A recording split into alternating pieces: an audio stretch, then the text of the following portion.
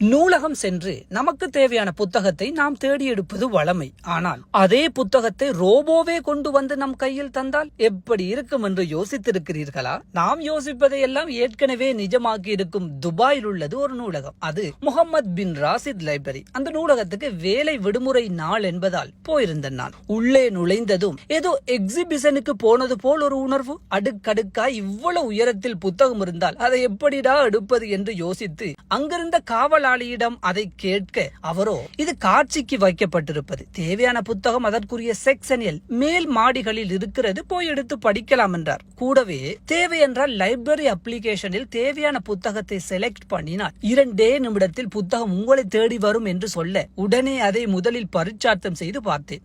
கலைஞரின் கவிதைகள் மற்றும் இன்னும் ஒரு புத்தகத்தை அப்ளிகேஷனில் செலக்ட் பண்ண அவர் சொன்னது போல் வெறும் 2 நிமிடத்துக்குள் கை வந்து சேர்ந்து விட்டது புத்தகம். என்ன ஒரு டெக்னாலஜி என